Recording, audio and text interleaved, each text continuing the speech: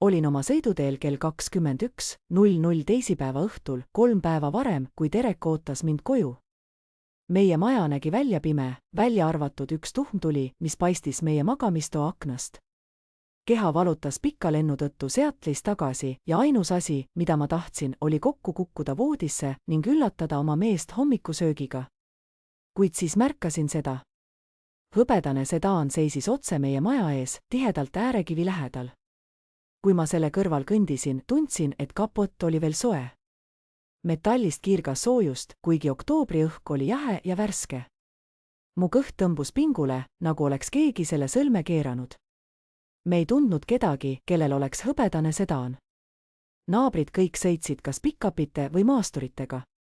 Käsi värises kergelt, kui ulatasin oma maja võtmete poole ja pidin võtma 3 sügavat hingetõmmet, et end piisavalt rahustada, et võtti lukku libistada. Esimene uks avanes vaikides. Olen ise need hinged eelmisel kuul õlitanud, sest need olid hakanud kriuksuma. Nüüd olin selle väikese koduhoolduse üle tänulik. Elutuba oli tühi, kuid kuulsin midagi ülemisest korrusest. Naeru ja madalaid hääli, mis sulandusid omavahel viisil, mis ajas mu naha kärmelt tõmblema. Üks nendest häältest kuulus mu mehele. Teine hääl oli naiselik. Mu süda hakkas peksma nii tugevalt, et tundsin, nagu see võiks rinna läbi murda. Iga samm trepil tundus nagu tõus mäkke. Mu jalad olid rasked, nagu oleks keegi kaalud mu pahkluude külge sidunud. Puitpõrandad ei kraaksunud mu jalge all, kuna teadsin täpselt, millised neist tegid häält ja millised mitte.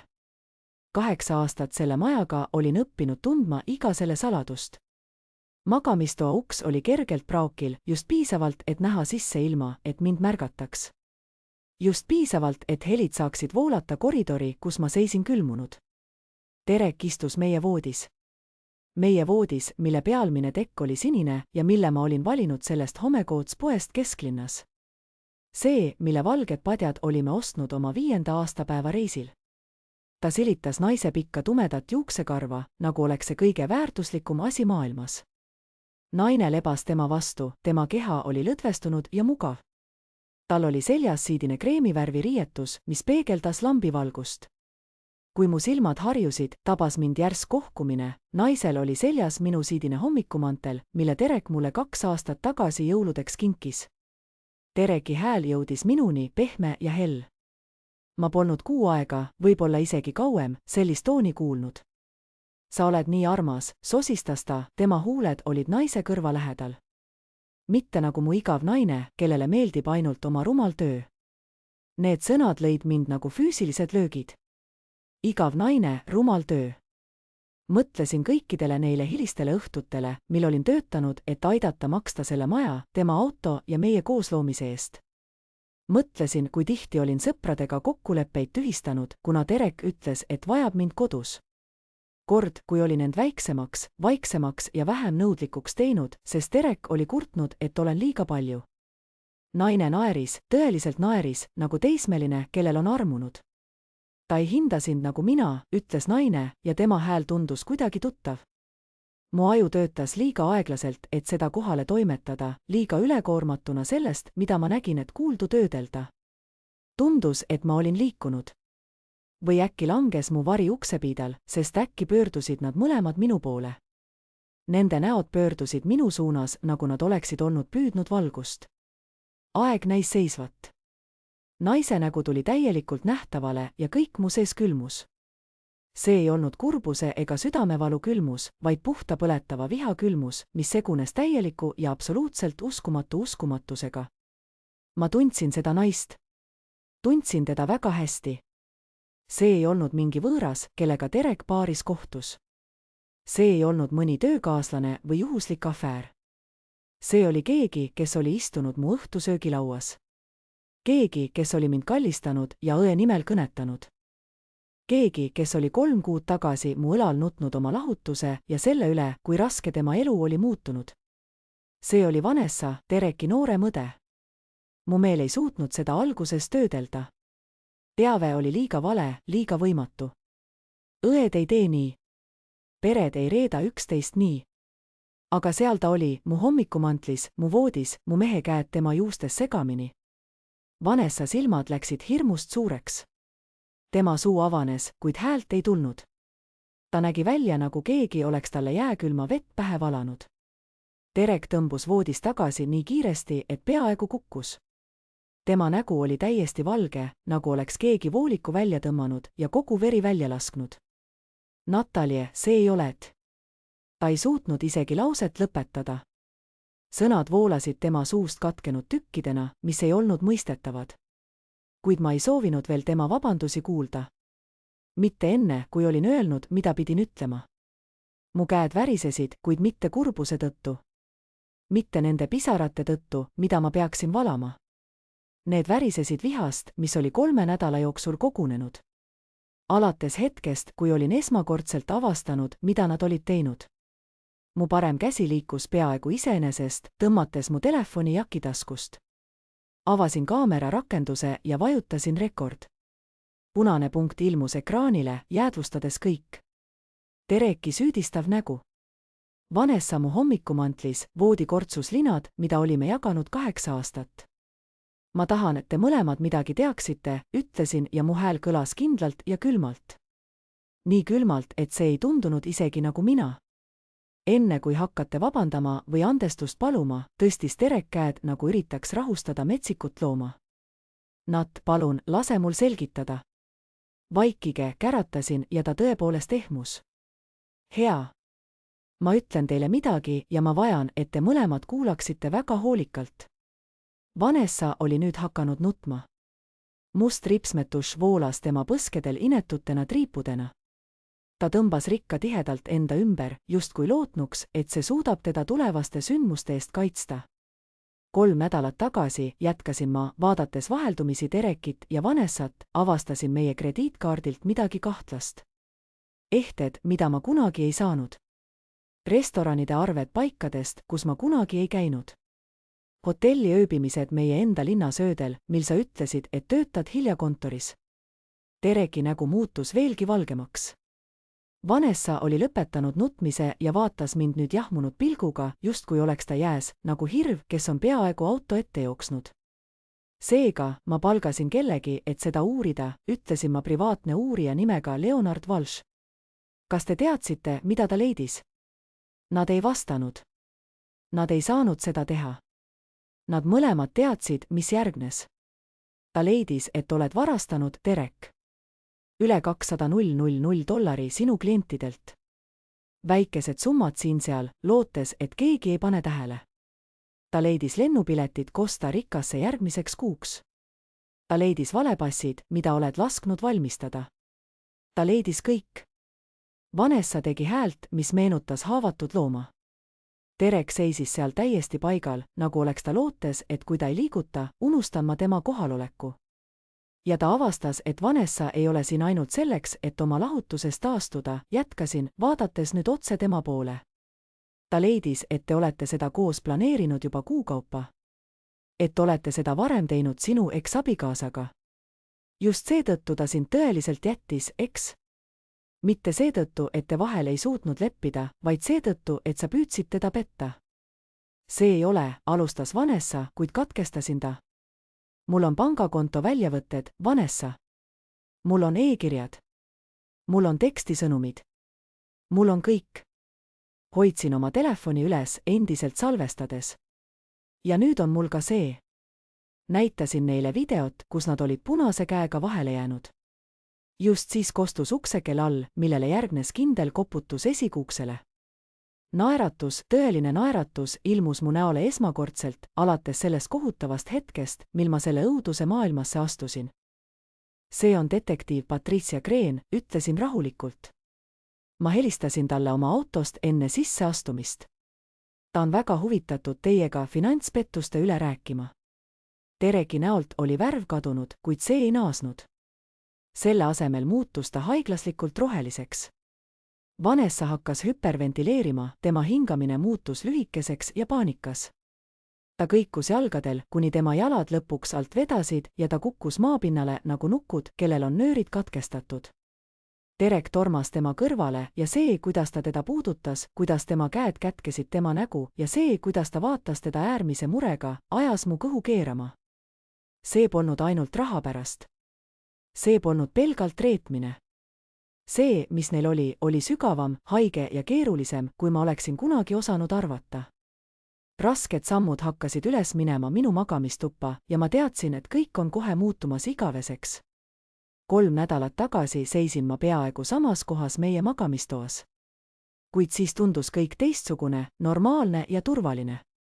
Kohaliku õhu värskus oli endiselt tunda, kui ma oma Chicago reisilt naastes kohvri lahti pakkisin. Korrastasin oma riideid ja viskasin mustad asjad pesukorvi, samal ajal kui Derek oli all korrusel televiisorit vaatamas. Kuigi meid oli 2, tundus maja kummaliselt vaikne ja tühi. Otsustasin, et on aeg vaadata üle meie krediitkaardi arve. Mitte seetõttu, et mul oleks kahtlusi, vaid see oli lihtsalt harjumus, mille olin endale aastate eest tööreiside ajal loonud. Istusin oma sülearvuti taha ja logisin sisse meie ühisse kontosse. Arve laadis aeglaselt, rida-realt ja esialgu ei tundunud seal midagi kahtlast. Toidupoe kulutused, kütusejaamad, igasugused tavapärased kommunaalarved. Siis märkasin seda. Ehtela arve $850, mis oli kantud viimase teisipäeva kuupäeva alla, mil ma Chicagos potentsiaalsele kliendile esitusettekannet tegin. Süda hüppas kurku, kuid üritasin end rahustada, kindlasti pidi olema mingi seletus. Ehk oli Derek mulle üllatuskingituse ostnud. Meie aastapäev lähenes 2 kuu pärast. See pidi olema põhjus. Jätkasin kerimist ja silmasin veel ühte Chargi. Bellissimo, kallis Itaalia restoran kesklinnas, $193, sama öökohta, mil Ehtela ost tehti. Me polnud Bellissimot enam kui aasta külastanud, kuna see oli nii kallis. Olime üritanud raha kokku hoida võimaliku maja renoveerimise jaoks. Mu käed hakkasid veidi värisema, kui sirvisin arvet kiiremini. Seal oli rohkem kulutusi, mida ma ei tundnud. Riverside hotell, meie enda linnas, oli viimase kuu jooksul 4 korda arvele kantud. Igal korral ööbimise eest, kui ma olin linnast ära. Miks pidi Derek meie elukohas hotellituba vajama? Kuulsin tema samme trepil ja sulgesin kiiresti sülearvuti. Mu mõtted käisid ringi, püüdes mõista, mida olin avastanud. Seal pidi olema mõistlikud seletused. Ehk üllatab ta mind romantilise nädalavahetusega ja on eelnevalt toad broneerinud, et neid enne vaatama minna. Ehk oli ehted kingitus. Võib-olla olid kõik need põhjused täiesti süütud, kuid sügaval sisimas teadsin, et asjad ei ole nii lihtsalt seletatavad. Kas sul on kõik hästi, küsis Derek, kui ta magamistuppa astus. Ta hoidis käes klaasi vett ja kandis neid dressipükse, mille olin talle eelmisel jõulud ostnud. Sa näed kahvatu välja, lihtsalt väsinud reisist, valetasin, sundides näole naeratust. Arvan, et lähen vanni ja heidan varakult magama, ta noogutas ükskõikselt ja pöördus lahkuma. Ma jään vist üles ja vaatan mängu, ütles ta üle õla. Pärast seda istusin meie voodis pikalt, vaadates suletud sülearvutit. Üks osa minust tahtis kohe all korrusele marssida ja temaga silmitsi seista, nõuda vastuseid nende kulutuste kohta, kuid teine, targem osa teadis, et mul on vaja rohkem teavet. Järgmisel hommikul, kui Derek lahkus oma kodukontorisse keldrisse, helistasin oma parimale sõbrale Bethile. Ta oli advokaat, teravmeelne ja praktiline ning keegi, kellele ma täielikult usaldasin. Mul on vaja sinu nõu ühe asja osas, ütlesin talle madalal häälel. Kuigi Derek ei saanud mind all olevast korrusest kuulda, tundsin, et pean olema täiesti aus. Isegi kui tõde võib olla valus. Rääkisin Bethile krediitkaardi kulutustest, ehteist, mida polnud kunagi saanud, restoranide arvetest, kus me polnud koos käinud, ja hotellitubadest meie enda linnas. Kuulsin, kuidas tema hingamine telefonis muutus, kerge ja muretu helivärv asendus äkitselt tõsise tooniga. Natalie, rääkis ta ettevaatlikult, ma arvan, et pead kaaluma võimalust, et Derek võib olla suhetes kellegagi. Need sõnad kuulduna muutsid mu mõtted reaalsuseks, millega ma polnud varem silmitsi seisnud. Mu kurk tõmbus kinni ja pisarad voolasid silma, kuid ma sundisin end neid tagasi hoidma. Ma tean, sosistasin. Olen ise sama mõelnud, aga pean olema kindel, enne kui midagi teen. Vajan tõendeid. Beth jäi hetkeks vait, enne kui ütles, ma tunnen kedagi, kes saab aidata. Leonard Walsh, erainvestigaator, kes oli endine politseinik, täiesti professionaalne ja diskreetne. Ta spetsialiseerus rahanduslikele uurimistele, kuid oli samuti käsitlenud palju truudusetuse juhtumeid. kas ma võin anda talle su numbri? Nõustusin.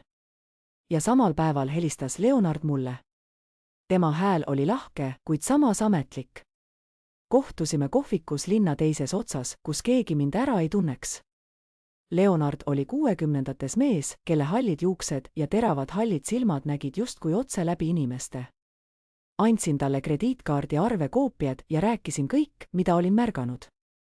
Hilised õhtud, mil Derek väitis töötavat ja see, kuidas ta oli viimastel kuudel minust distantseerunud ja külmaks muutunud. Tema karmi kriitika mu töö, välimuse ja isiksuse kohta. Kaua sa arvad, et see on kestnud, küsis Leonard, tehes märkmeid väiksesse nahkõitesse. Ei tea, tunnistasin. Võib-olla paar kuud. Aga ausalt öeldes olen tööl nii palju reisil olnud, et olen võib-olla varasemaid märke maha maganud. Leonard vaatas mind kaastunde täis silmadega. Härra Brooks, ma soovin, et valmistuksid. Minu kogemuste kohaselt, kui on hotelliarveid ja seletamatuid oste, siis tavaliselt leiame selle, mida otsime. Ja see pole tavaliselt meeldiv avastus. Mõistan, vastasin, kuigi sisimas ei saanud ma sellest veel täielikult aru. Olin lihtsalt valmis tõde teadma. Järgmised 2 nädalat töötas Leonard oma uurimise kallal, samal ajal kui ma kodus teesklesin, et kõik on normaalne. Naeratasin Derekile hommikusöögi ajal, küsisin tema päeva kohta ja mängisin igavat, pühendunud abikaasat, kelle üle ta oli kaebanud, kuigi mu sees keerles ärevus ja hirm. Leonard helistas mulle, kui olin Denveris kliendikohtumisel. Härra Brooks, ma pean sinuga niipea kui võimalik kohtuma, ütles ta ja tema hääles olnud toon ajas mu vere külmaks. Olen leidnud asju, mis ei puuduta mitte ainult suhet, vaid midagi palju tõsisemat. Lennutasin järgmisel päeval koju ja kohtusin temaga samas kohvikus. Leonard laotas meie vahel lauale dokumente. Pankade väljavõtted, e-kirjade printimised ja tehingute rekordid keerlesid mu peas nagu torm. Su abikaasa on oma raamatupidamisklientidelt raha omastanud, ütles Leonard otsekoheselt. Tema sõnad olid nagu külm dušš, kui ta rääkis väikestest summadest, mis olid mitmest kontost läbi varifirmade edasi kantud, et jälgi varjata. Olen seni jälginud üle $200,000. Kuid see võib olla vaid jäämäe tipp. Tundsin, kuidas mu kõhus keerles ja mul oli tunne, nagu oleksin saanud kõhtulöögi. Kas sa oled täiesti kindel, küsisin ma, hääles värin. Jah, täiesti. Olen seda teinud 30 aastat. Tõendusmaterjal on kindel. Ta liugles minu ette veel ühe dokumendi. Aga siin muutub asi keeruliseks, jätkas ta. Leonard näitas mulle pangarekordeid kontolt, mida polnud kunagi varem näinud. Seal olid sissemaksed ja väljamaksed, mis vastasid omastatud summadele. See konto kuulus naisele, Vanessa Brooksile, Dereki õele. Ei, ütlesin ma koheselt, pead raputades. See ei saa olla õige. Vanessa elab 2 osariigis eemal. Ta on just lahutatud ja läbib rasket perioodi. Kuid Leonard tõi välja rohkem tõendeid. E-kirjad Dereki ja Vanessa vahel, mis polnud sugugi vennalikud. Tekstid, mis tekitasid minus iiveldust. Hotelli turvakaameratest saadud salvestused, kus nad koos sisse registreerusid, puutudes teineteisega kokku viisil, mis sugulaste puhul lihtsalt ei sobinud. Ma leidsin veel midagi, ütles Leonard vaikselt. Sinu mees ja tema õde üritasid sama skeemiga Vanessa endise abikaasa kallal. Nad omastasid raha tema äripartneritelt umbes 5 aastat tagasi. Endine abikaasa avastas selle, kuid ta ei esitanud süüdistusi, sest tahtis kaitsta oma lapsi skandaali eest. Ta lahutas Vanessast ja maksis varastatud raha tagasi, et asi vaiksemalt lahendada. Istusin seal kohvikus ümbritsetuna reetmise tõenditest, mis olid nii sügavad ja keerulised, et ma ei suutnud seda täielikult mõista. Minu mees oli varas. Tal oli afäär omaenda õega. Nad olid seda juba varem teinud ja pääsenud. Ja nüüd plaanisid nad seda uuesti, jättes mind tagajärgedega üksi. On veel, ütles Leonard ja ma peaaegu naersin, sest kuidas saaks veel midagi olla. Ta näitas mulle lennupiletite printimisi, 2 ühesuunalist piletit Costa Ricasse, mis olid planeeritud 4 nädala pärast. Nad plaanivad riigist lahkuda. Ma leidsin suhtlusi valepasside ettevalmistamise kohta, nende uue elu kohta, mida nad koos hakkavad elama. Mu käed värisesid nii, et ma ei suutnud dokumente hoida. Mida ma nüüd teen, sosistasin. Leonard kummardus ettepoole, tema nägu tõsine. Sa lähed politseisse. Sa teatad omastamisest. Sa kaitsed end seaduslikult ja rahaliselt. Ja sa teed seda enne, kui nad kaovad. Aga mul oli hoopis teine idee, parem idee. Ma tahan neid teolt tabada, ütlesin ma aeglaselt. Ma tahan vaieldamatut tõendit. Mitte ainult pangaväljavõtteid ja e-kirju, vaid tõelist tõendit nende koosolekust. Kas sa saad mind aidata? Leonard uuris mu nägu pika pilguga. Siis noogutas ta. Jah, aga sa pead olema valmis selleks, mida sa näed. See teeb haiget. See juba teeb haiget, vastasin ma järsku tundsin, et teed on selged ja vale ei suuda enam varjata tõde. Järgnev tund kulus meil plaanide tegemiseks. Olin otsustanud, et järgmisel nädalal suundun Seattle'i tööreisile. Ütlen Derekile, et olen ära 5 päevaks, et temal oleks täielik kindlustunne. Kuid ma lendan tagasi varem, et neid koos tabada ja detektiiv Patricia Crane on valmis kinni võtma, tuginedes Leonardi kogutud finantsandmetele. Kui lahkusin kohvikust, olin ma täiesti erinev inimene kui see naine, kes sinna sisse astus.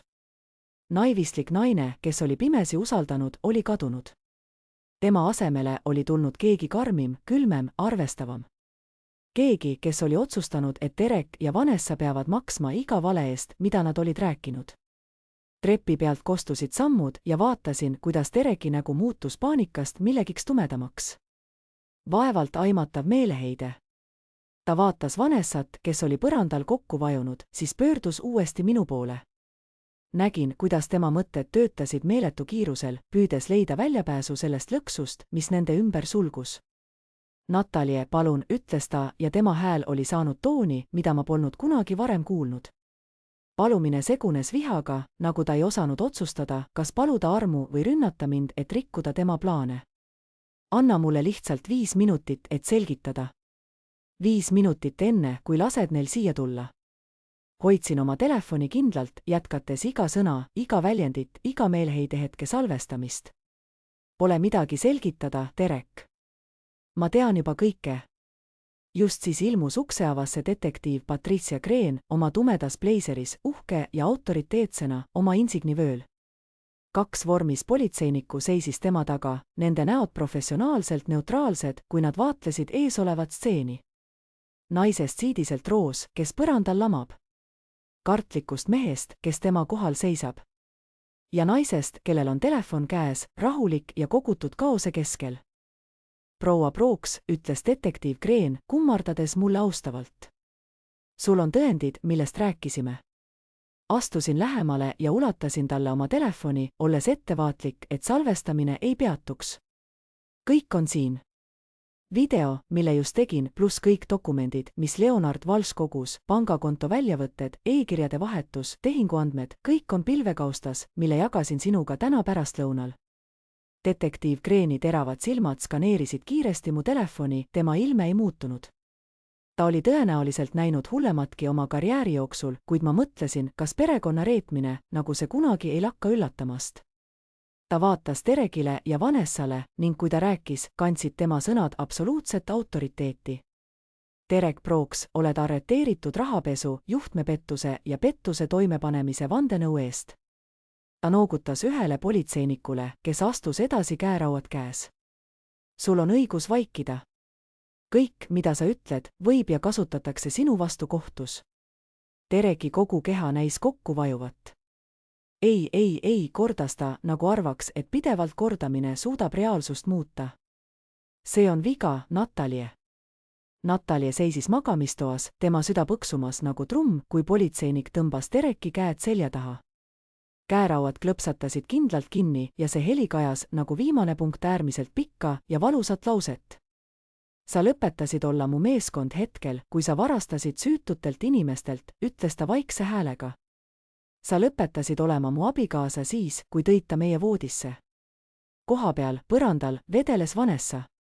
Tema hingamine oli kiire ja paaniline, justkui püüdes kinni haarata elu, mis temast kiiresti libises. Detektiiv Crane kummardus tema kõrvale, tema hääl oli üllatavalt hell. Vanessa Brooks, ma vajan, et sa tõuseksid. Sa oled samuti arreteeritud pettuse ja rahapesu abistamise tõttu. Ma ei saa hingata, kraapis Vanessa, käed rinnal kinni. Ma ei saa. Palun. Ta on hüperventileerimisega, ütles detektiiv Green teisele politseinikule. Tooge talle vett ja paberikott autost, aga hoidke silm peal. Kuna politseinik lahkus, et varustust tuua, üritas Derek äkitselt minu suunas lunge teha, kuid politseinik, kes teda hoidis, tõmbas ta tagasi. Derek rääkis siiski edasi, tema sõnad voolamas välja nagu tulv. Sa ei saa aru, Natalie. Sa pole kunagi kodus. Sa töötad alati, reisid pidevalt, paned oma karjääri esikohale. Mida ma pidin tegema? Ma olin üksildane. Mul oli vaja kedagi, kes tõeliselt hooliks. Tema sõnade julgustus lõi mind nagu löök. Nii et sa otsustasid varastada raha ja magada oma õega, mu hääl tõusis, hoolimata pingutustest rahulik olla. Need olid su lahendused üksildusele. Ta ei ole tõeliselt mu õde, ütles Derek, ja see, kuidas ta seda ütles, ajas mu naha kananahaks. Me ei ole veretuks seotud. Mu vanemad adopteerisid ta, kui ta oli 7. Me ei tee midagi valet. Detektiiv Greeni kulmud tõusid kergelt, kuid tema ametlik mask jäi paika. See ei aita su juhtumit, härra Brooks. Olenemata bioloogiast, tegeled sa ikkagi pettusega ja ma ei usu, et kohtunik on sinu isiklikele õigustustele eriti kaastundlik. Politseinik tuli tagasi koos vee ja paberikotiga. Vanessa haaras kotist ja hakkas sellesse hingama. Tema silmade all olid mustad ringid ja nägu voolas üle pisarate ja paanika.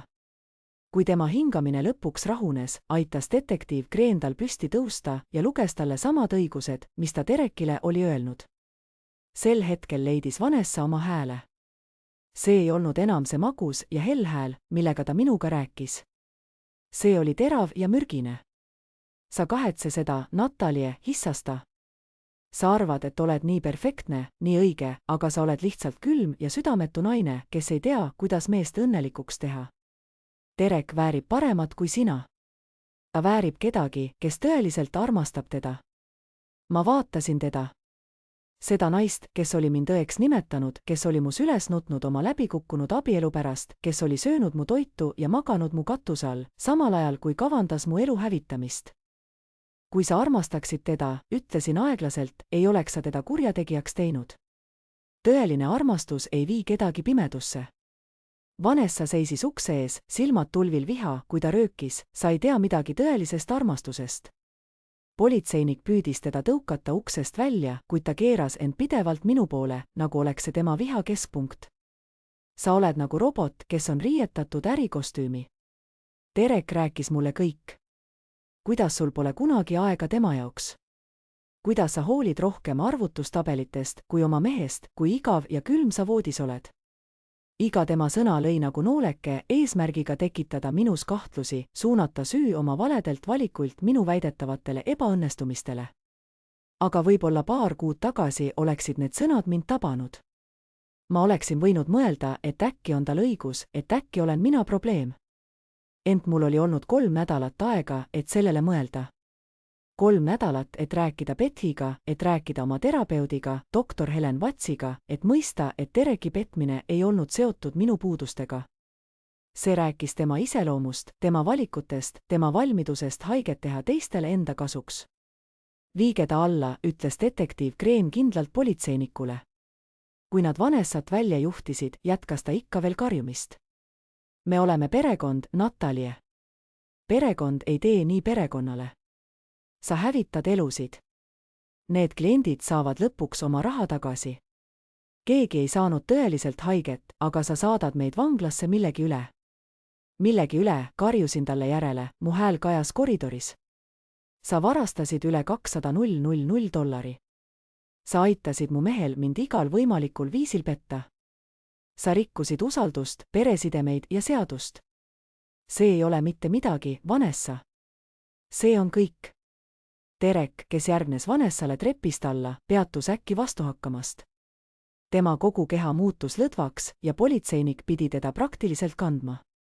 Palun, Nat, sosistas ta, vaadates tagasi minu poole, silmad täis pisaraid. Palun ära tee seda. Ma armastan sind. Ma tegin vigu, aga ma armastan sind. Mõtle meie 8 aastale koos. Ma kõndisin trepi ülemisse ossa ja vaatasin temale alla. See mees, kellega ma olin abiellunud. See mees, kellele ma olin usaldanud oma südame, oma elu, oma tulevikku. Ta näis kuidagi väiksem tema enda tegude tõttu. Mõtlen tõesti nendele 8 aastale, ütlesin ja mu hääl ei värisenud enam. Mõtlen igale korrale, kui ma tulin kodu tagasi väsinuna reisilt ja sina kaebasid, et ma pole kunagi kohal. Iga kord, kui ma üritasin planeerida kohtinguõhtut ja sina ütlesid, et oled liiga hõivatud. Iga kord, kui ma ütlesin, et armastan sind ja sina vaatasid ainult oma telefoni. Mõtlen, kuidas ma ehitasin meie tulevikku, samal ajal kui sina kavatsesid seda hävitada. See ei ole aus, nutis Derek. Ma püüdsin. Ma töötasin ka kõvasti. Sa lihtsalt ei märganud, kuna sa olid alati ära. Sa ei töötanud, Derek. Sa varastasid. Sellel on vahe. Võtsin sügava hingetõmbe, tundes, kuidas midagi minus lõpuks vabaneb. Mitte mu süda. See oli katkenud juba nädalate eest, kui Leonard esmakordselt tõendeid näitas. See oli midagi muud. See oli viimane ahel kohustusest, süüst ja valetruudusest, mis lõpuks purunes. Me oleme läbi. Täiesti läbi. Ma tahan lahutust. Ja ma ei taha sind enam kunagi näha, kõlasid hääled, kui ametnikud viisid nad trepist alla, puidust sammud kõlades raskelt. Kuulsin, kuidas eesuks avanes ja Vanessa nutmine ja protesteerimine jätkus, seejärel auto uksed, mis väljas kinni läksid ja siis valitses vaikus. Detektiiv Crane jäi magamistuppa, seisis akna lähedal ja vaatas, kuidas politseiautot sõiduteel seisis, andes mulle hetke privaatsust. Kui ta lõpuks minu poole tagasi pöördus, oli tema nägu muutunud ametlikust distantseeritusest pehmema ja kaastunde lähedaseks ilme. Kuidas sa end tunned, küsis ta õrnalt. Just siis, kui olin kõik oma tunded kokku hoidnud, hakkasid need ükshaaval kokku kukkuma. Adrenaliin, mis oli mind tugevana ja kindlalt hoidnud, voolas hetkega minema, jättes mind tühjaks ja värisevaks. Mu käed hakkasid nii tugevalt värisema, et pidin nad kokku suruma. 3 nädala jooksul, alates sellest esimesest kohtumisest Leonardiga kohvikus, olin murelikult pisaraid tagasi hoidnud, kuid nüüd murdusid need lõpuks välja. Langesin voodisse, samasse voodisse, kus Derek oli mind petnud, kus ta oli oma õde puudutanud viisil, mis ajas mind haigeks, kui sellele mõtlesin. Sinine voodikatte tundus äkitselt saastatud, rikutud, pesemiselgi lootusetult kadunud. Kõik selles toas, kõik selles majas oli nüüd määrdunud. Ma ei tea, sosistasin, mu hääl murdus. Olin arvanud, et tunnen kergendust või rahuldust, midagi nagu õiglust, kuid tundsin end lihtsalt tühjana. Detektiiv Crane istus mu kõrvale, hoides austavat distantsi, kuid pakkudes vaikset toetust. Ta ei üritanud olukorda parandada ega öelda, et kõik saab korda. Ta lihtsalt istus seal, kui ma nutsin, lubades mul tunda, mida iganes ma tundma pidin. Pärast mitmeid minuteid pühkisin silmad käe tagumise poolega ja võtsin väriseva hinge. Ma ei suuda lõpetada mõtlemist, mida ma valesti tegin. Kuidas ma ei näinud seda? Kas ma tõeliselt olin nii pime, nii rumal? Peatu, ütles detektiiv Crane kindlalt. See ei ole sinu süü. Ma olen olnud detektiiv 19 aastat, proua Brooks. Olen näinud igasuguseid petmisi, mida sa vaid ette kujutada saad. Ja ma võin sulle absoluutselt kindlalt öelda, et see ei ole seotud sellega, et sa oled pime või rumal. Kurjategijad oskavad oma kuritegusid varjata, jätkas detektiiv Crane, tema hääl oli tasakaalukas ja kindel. Nad harjutavad petmist iga päev. Su abikaasa ja tema õde veetsid kuu aega, võib-olla aastaid, oma valetega täiuslikuks lihvimisega. Nad teadsid täpselt, mida öelda, kuidas käituda, kui näidata piisavalt tähelepanu, et sind kahtlema ei panna, kuid samas hoida piisavalt distantsi, et luua ruumi oma tõeliseks suhtekseks. See pole sinu viga. See on nende kalkuleeritud rünnak, jätkas ta. Tahtsin temasse uskuda. Osa minust uskus teda tõeliselt, kuid teine osa kordas pidevalt hetki möödunud aastast, otsides märke, mida oleks pidanud märkama. Kuidas Derek tundus alati ärritunud, kui Vanessa nimi vestlusesse tuli enne tema lahutust, kuid pärast seda, kui Vanessa oma mehest lahku läks, tundus ta äkki nii murelik tema heaolu pärast. Need kallid kingitused, mille ta tema sünnipäevaks ostis, tundusid küllaltki liialdatud õe in love jaoks. Nädalavahetuse reisid, millest olin arvanud, et need olid magusad ja toetavad, hakkasid nüüd mulle meelde tulema teise nurga alt. kuidas ma olin olnud nii usaldav, nii naiivne. Mis nüüd edasi saab? Küsisin, pühkides nägu kätega. Mida ma pean tegema? Detektiiv Kreen tõmbas oma bleiseri taskust välja väikese märkmiku. Järgmise paari nädala jooksul hakkame me koostama süüdistuse juhtumit. Pead andma ametliku ütluse jaama, ilmselt homme või ülehomme. Ringkonnaprokurör tahab samuti sinuga rääkida.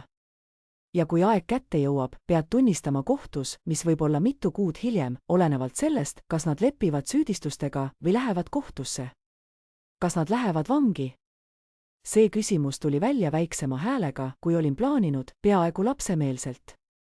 Tuginedes tõenditele, mida olen vaadanud, siis jah, pelgalt raha omastamine on tõsine kuritegu. Kui lisada sellele traadi petmine, vandenõu süüdistused ja asjaolu, et nad plaanisid riigist põgeneda, siis ringkonnaprokurör nõuab kindlasti märkimisväärset vanglakaristust. Detektiiv Kreen vaatas mind hoolikalt. Ma tean, et ta on su abikaasa ja see on raske. Kui sa kahtled süüdistuse esitamise osas? Ei, ma katkestasin teda. Ma ei kahtle. Need kliendid, kellelt nad varastasid, mõned neist on väikeettevõtete omanikud, pensionärid, kes usaldasid Terekule oma säästud. Nad väärivad õigust. Ma jäin sõnadesse kinni, püüdes leida õigeid sõnu. Sul on õigus leinata, ütles detektiiv Kreen pehmelt. Isegi kui keegi sind halvasti kahjustab, on sul endiselt õigus leinata seda, mis sul oli. See ei tee sind nõrgaks. See teeb sind inimeseks. Sel ajal avanes allpool esiuks ja kuulsin kiired sammud, mis tõusid üles treppi. Kogu mu keha pingestus, kuni kuulsin Betty häält, kes kutsus mind. Natalie, Nat, kus sa oled? Siin üleval, vastasin, mu hääl oli nutust kähe. Bett sisenes tuppa, tema nägu punetav ja silmad lahti murest. Kui ta nägi mind voodis istumas, pisarad põskedel, kõndis ta kohe minu juurde ja kallistas mind kindlalt. Ma sain su sõnumi. Tulen nii kiiresti kui võimalik. Kas sul on kõik korras? Kas nad tegid sulle haiget? Käisin pead tema õla vastu. Ei, mul on hästi. Nad on läinud. Detektiiv Kreen arreteeris nad mõlemad. Bett tõmbus tagasi, et mind vaadata, käed mu õlgadel. Sa tegid seda. Sa tõeliselt tegid seda. Jumal, Nat, sa olid nii julge. Ma ei tunne end julgena, tunnistasin. Ma tunnen, nagu oleksin kokku varisenud. Sa võid kokku variseda, ütles Bett kindlalt. Sa just nägid oma abikaasat oma õe koos petmas. Sul on õigus seda mõnda aega taluda. Ta heitis pilgu detektiiv Kreenile ja noogutas austavalt. Aitäh, et oled siin, detektiiv. Lihtsalt teen oma tööd, vastas detektiiv Kreen. Ta tõusis voodist ja ulatas mulle visiitkaardi. Prebrooks, siin on mu otsene number. Kui sul tuleb midagi meelde või kui vajad kedagi, kellega juhtumist rääkida, helista mulle igal ajal. Ma mõtlen seda. Võtsin kaardi värisevate sõrmedega. Aitäh kõige eest. Pärast seda, kui detektiiv Kreen oli lahkunud, lubades, et peab ühendust järgmise päeva või 2 jooksul, istus Bett minu kõrvale ja haaras mu käest kinni. Räägi, mida sa vajad. Kas sa tahad, et ma jääksin täna õhtul siia? Kas sa tahad sellest majast välja saada? Kas sa tahad põletada kõik Tereki asjad tagahoovis? Selle viimase ettepaneku peale tahtsin peaaegu naerda, kuigi kõik muu oli hirmsasti kurb. Võib-olla hiljem põletame. Praegu ei teadnud ma, mida ma tõeliselt tahtsin. Bett pigistas mu kätt. Olgu, siis ütlen mina, mida sa vajad. Esiteks, me saame sind sellest magamistoast välja. Sa ei maga enam kunagi siin. Teiseks, tellin pitsa, sest ma tean, et sa pole midagi söönud. Kolmandaks, me pakime sulle koti, sest sa jääd täna ööks minu juurde. Pole vaidlusi. Bett, ma ei saa lihtsalt. Jah, sa saad, katkestas ta mind. Sa ei jää täna ööseks sellesse majja. Mitte pärast seda, mis just juhtus. Sa saad homme koos minuga tagasi tulla ja välja mõelda, mida kõigega teha. Aga täna pead sa olema kuskil turvalises kohas, kus sa saad päriselt hingata. Vaadates ringi magamistoas, vaatasin voodit, kus Terek oli mind reetnud, kummutisse, kus Vanessa oli ilmselt end piisavalt mugavalt tundnud, et oma asju jätta, ja seinu, mis tundusid nüüd suruvat mind kokku. Bett oli õige. Ma ei saanud siin ööbida. Olgu, sosistasin. Olgu, lähme sinu juurde. Bett aitas mul kokku pakkida kotti mõneks päevaks, riideid, hügieenitooteid ja mu arvuti. Kui ma toas ringi liikudes oma asju kogusin, tundsin end nagu kummitus, kes kummitab oma elu. Kõik nägi välja sama nagu hommikul, kui ma lennujaama lahkusin, aga mitte midagi ei olnud enam endine. Vannitoas leidsin ma meigi ja juuksehooldustooted, mis ei kuulunud mulle. Vanessa asjad seisid mu omadest kõrvuti, nagu ta oleks siin elanud, nagu tal oleks olnud õigus siin olla. Mu kõht pööras end pahaks ja ma pidin kraanikausi servast kinni haarama, et tasakaalu hoida. Ta oli siin, ütlesin ma, mu hääl kõlas tühjalt. Kui ma reisisin, elas ta mu majas, magas mu voodis, mängis kodu koos mu mehega. Bett ilmus vannitoa ukse peale, tema nägu oli vihast kange. Ära mõtle sellele praegu. Lihtsalt haaran oma asjad ja lähme siit minema. All köögis märkasin asju, mida ma polnud esmakordselt saabudes näinud. 2 veinipokaali kraanikausis, mõlemal huulepulga jäljed. Laual lillekimproose, mida ma kunagi ei olnud saanud. Naiste kampsun, mis oli visatud ühele söögitoolile. Vanessa oli olnud igal pool mu kodus, jättes oma jälje mu ellu, nagu tal oleks olnud täielik õigus siin olla. Ma usaldasin teda, ütlesin vaikselt, vaadates kampsunit. Kui ta eelmisel aastal lahutas, saatsin talle lilled ja kaardi. Helistasin talle iga nädal, et veenduda, et ta on korras. Kutsusin ta meiega tänupüha veetma, sest ma ei tahtnud, et ta üksi jääks. Ja kogu selle aja magas ta Derekiga. Ta on madu, ütles Bett otsekoheselt. Nad mõlemad on aga tead mis? Nad lähevad vanglasse ja sina liigud edasi ning ehitad endale imelist elu ilma nendeta. Nii see lugu lõpeb. Ma tahtsin uskuda teda. Olin soovinud, et saaksin kiirelt edasi liikuda, mööda minna kogu valust, solvumistest ja vihast, et jõuda kuhugi, kus ma jälle end hästi tunneksin. Kuid ma teadsin, et see ei käi nii. Tervendamine võtab aega ja olin alles teel väga pikka protsessi alguses. Tellisime pitsat ja sõime seda Betti autost, kuna kumbki meist ei suutnud enam minu majas viibida. Kui me teelt lahkusime, vaatasin tagasi koha poole, mida olin 8 aastat koduks nimetanud. Akendest paistis pimedus, magamistoa tuli oli kustutatud. Sealt vaadates nägi see rahulik ja normaalne välja, kuid ma teadsin paremini. Ma teadsin, milliseid saladusi need seinad peitsid, millised reetmised olid toimunud nende tubade vahel ja ma teadsin, et ma ei saa kunagi enam sellele majale samamoodi vaadata. Pean selle müüma, ütlesin, kui Bett suundus peamisele teele. Tõenäoliselt nõustus Bett. Aga me ei pea seda täna õhtul välja mõtlema. Täna õhtul pead lihtsalt ellu jääma. Homme hakkame sinu järgmise sammu üle mõtlema. Betti korteris sättis ta mind oma külaliste tuppa, kus olid värsked linad ja lisatekid. Ta tegi mulle kummelitee, mida ma ei joonud, ja lülitas sisse televisiooni, et vaadata mõttetut komöödiasaadet, millele ma ei keskendunud. Ta lihtsalt istus mu kõrval, kui mina vaatasin tühjusesse, töötades läbi kõike, mis oli juhtunud. Keset ööd vibreeris mu telefon tundmatult numbrilt. Süda hüppas, arvestades, et see võib olla Derek, kes kuidagi vanglast minuga ühendust võttis.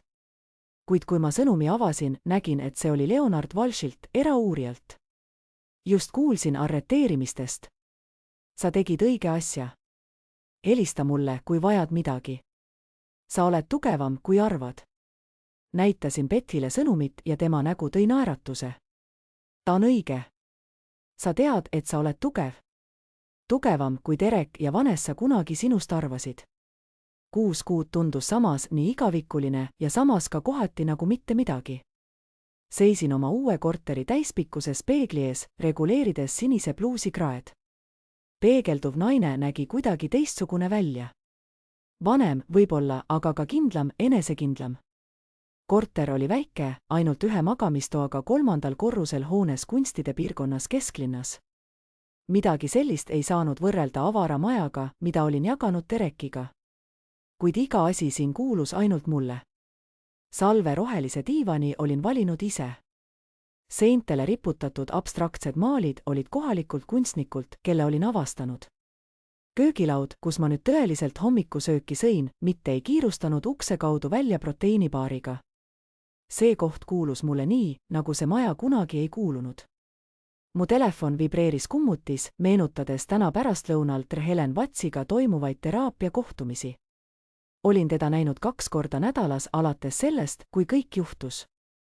Töötasin läbi reetmise ja usaldusprobleemide kihte, millest ma isegi teadlik polnud. Eelmise nädala sessioon oli olnud eriti raske. Wats küsis, mida ma abielu juures kõige rohkem igatsen ja üllatasin end, kui vastasin, midagi. Mitte kaaslast, sest Derek oli aastaid tagasi lõpetanud tõelisena kaaslasena olemise. Julge tulevik, mis mind ootas, polnud enam mu unistustes. Pole olnud mingit turvatunnet, vaid pigem petmine ja tulevik, mille olin endale kujutanud, oli rajatud valele. Wats oli öelnud, et 8 aastat olin end määratlenud läbi oma suhte Dereki. Nüüd oli mul võimalus avastada, kes on Natalie, kui ta on lihtsalt Natalie. Eelmisel kuul olid õiguskäigud lõpule viidud. Derek oli lõpuks nõustunud leppele, tõenäoliselt seetõttu, et tema advokaat teadis, kui tugevad tõendid tema vastu olid. 5 aastat föderaalvanglas varguse ja pettuse eest. Vanessa sai 3 aastat abistajana, kuigi prokurör oli tahtnud rohkem. Olin kohal karistusmenetluses, istudes kohtusaali tagaosas Bethi kõrval. Derek nägi oma oranžis ülikonnas välja kõhn ja kahvatu, kaugel mehest, kelle ma kunagi abikaasaks olin valinud. Kui kohtunik küsis, kas tal on midagi öelda, pöördus ta minu poole. Mul on kahju, Natalie, ütles ta, tema hääl murdus. Ma tean, et see ei paranda midagi. Ma tean, et ma hävitasin kõik, mis meil oli. Aga mul on kahju. Ma ei vastanud, ei noogutanud ega tunnustanud teda kuidagi. Sest kahjun ei tagastanud tagasi 8 aastat, mille olin meie abielu nimel investeerinud. Kahjun ei eemaldanud häbi, mida tundsin, kui avastasin, et mu mees magas oma õega. Kahjun ei aidanud neid kliente, kellelt ta oli raha varastanud, kuigi enamik neist oli saanud oma raha tagasi kahjuhüvitiste ja kindlustusnõuete kaudu. Kahjun oli lihtsalt sõna ja sõnad olid minu jaoks Dereki osas kaotanud oma tähenduse. Lahutus vormistati kiiresti. Derekil polnud ühtegi põhjust vaielda ning tema advokaat soovitas tal täielikult koostööd teha. Mina sain kõik. Maja, mille panin kohe müüki, mõlemad autod, kõik meie säästud, mis ei olnud tõendina konfiskeeritud. Derek pidi oma ohvritele hüvitist maksma veel aastaid pärast vanglast vabanemist. Nii et tal polnud ka rahalist tulevikku, mille nimel võidelda. Müüsin maja noorele paarile, kes ootas oma esimest last. Nad jalutasid majas käed koos, rääkides elevusest, milline tuba saab lasteaiaks ja kuhu nad panevad oma jõulupuu. Tundsin, kuidas mu südamesse lõi valu, mitte seetõttu, et igatsesin Dereki järele, vaid seetõttu, et leinasin oma süütut mina, kes oli kunagi tuleviku osas nii lootusrikas. Maja müüdi rohkem, kui meie selle eest maksime ja kasutasin osa kasumist selle korteri jaoks ning investeerisin ülejäänud. Finantsiline iseseisvus andis mulle jõu, mida polnud kunagi varem hinnatud. Minu uus töö oli olnud päästerõngas. Kohalikud uudised olid löönud laineid, kohaliku raamatupidaja vahistamine, kes oli varastanud üle $200,000 koos õe abiga. Mitmed Dereki endised ohvrid olid minuga ühendust võtnud, et mind tänada. Üks neist oli Thomas Rivera, kes omas keskmise suurusega turundusfirmat kesklinnas. See, mida sa tegid, nõudis julgust, ütles Thomas mulle 3 kuud tagasi kohvi juures. Paljusid inimesi oleks sellistes olukordades vaikselt eemale vaadanud või asju rahulikult lahendanud, et häbi vältida, kuid sina valisid õiguse mugavuse asemel. See ütles mulle kõik, mida ma sinu iseloomu kohta teadma pidin. Ta pakkus mulle positsiooni oma firmas vanemmarketingu konsultandina. Tasu oli parem kui mu eelmisel kohal, tööaeg paindlik ja kõige tähtsam, meeskond, kes hindas ausust. Olin seal töötanud nüüd juba 2 kuud ja tunne oli tõeliselt hea, sest sain töötada inimestega, keda ma tõeliselt usaldasin. Just sel hetkel, kui mu mõtted rändasid, kostus uksekella helin.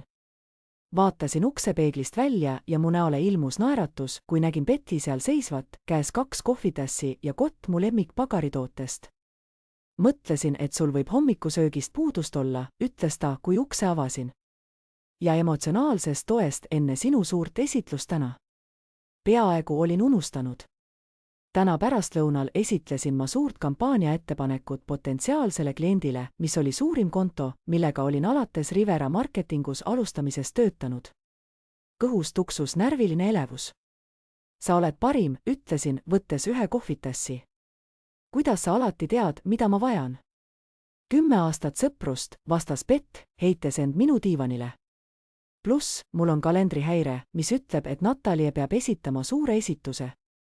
Too kofeiini ja süsivesikuid. Istusime koos, nautides Cuassoni ja juues kohvi ning ma tundsin, kuidas tänutunne mind üle ujutab. Beth oli olnud mu kalju kõigis raskustes. Need hilised telefonikõned, kui ma ei saanud magada.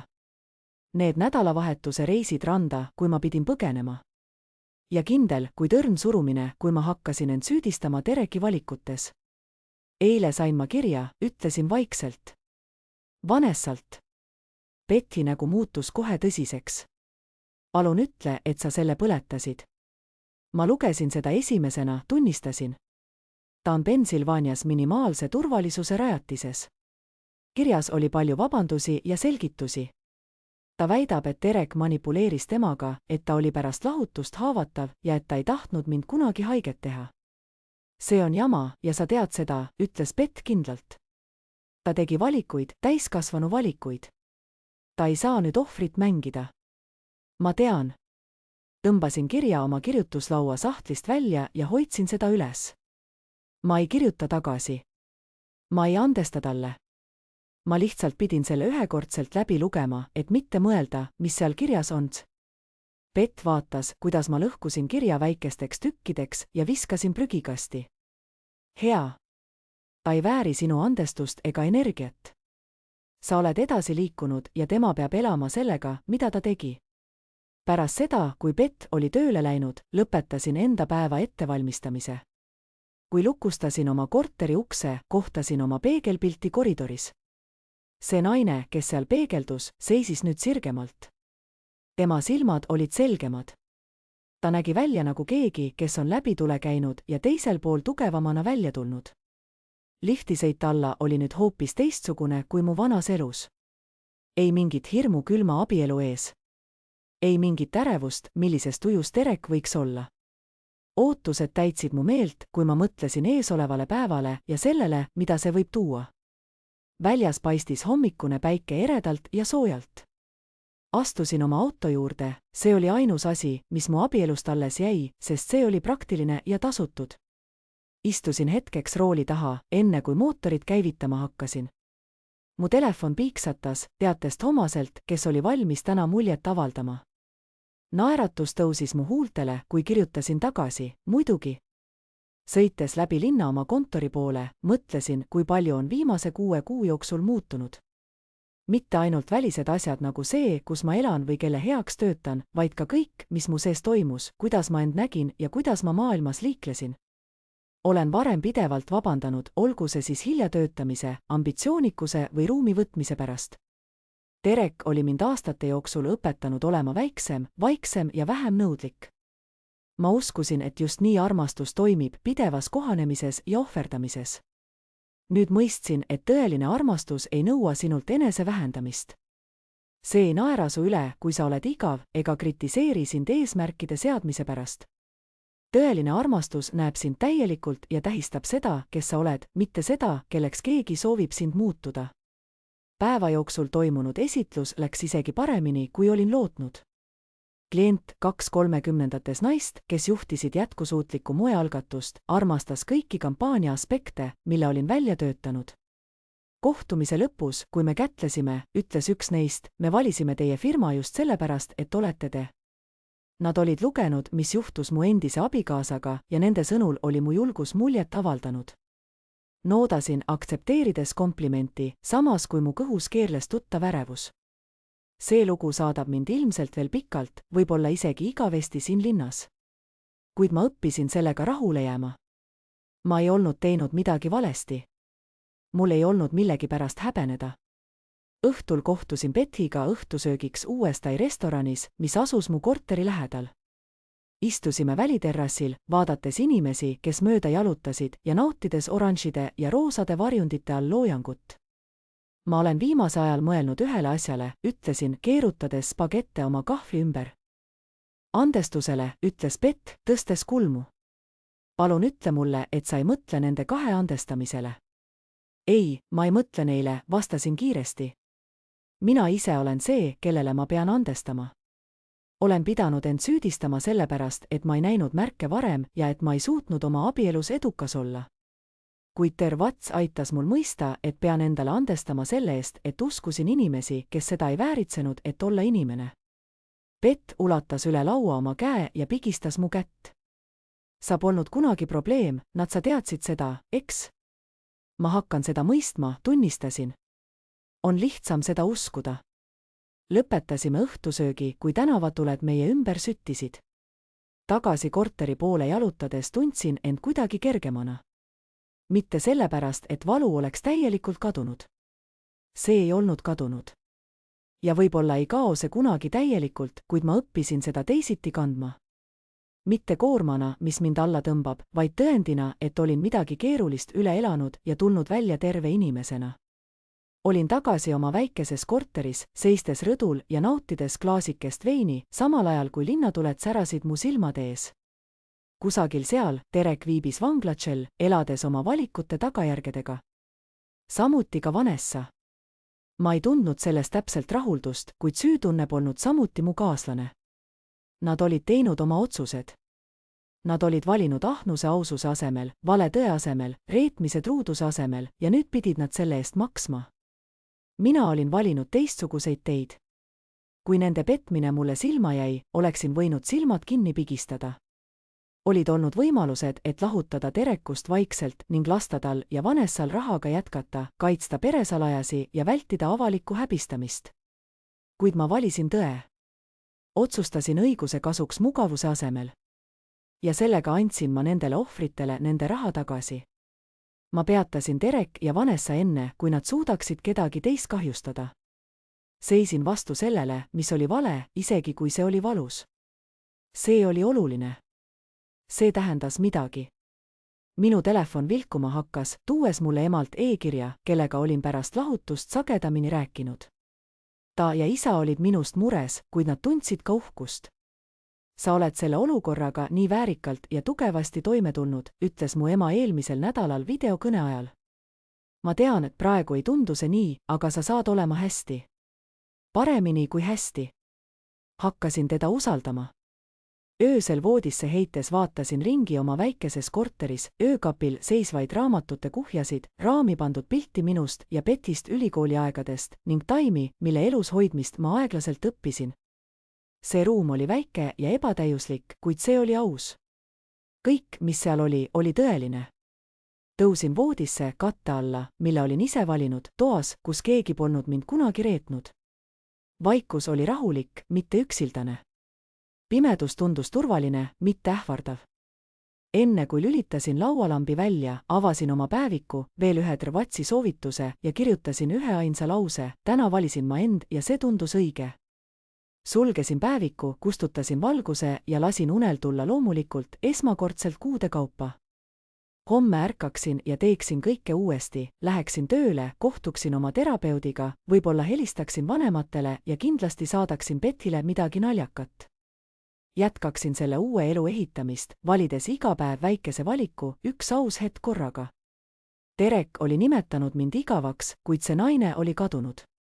Tema asemele oli tulnud keegi tugevam, targem ja täiesti valmis mitte leppima millegagi, mis ei vastanud tema väärtusele. Kusagil pimeduses naeratasin, sest esmakordselt 8 aasta jooksul olin ma täpselt seal, kus pidin olema. Üksinda, aga mitte üksildane. Vaba, aga mitte kadunud. Lõpuks olin mina ise, täielikult ja täielikult. Ja see oli kõik, mis loeb.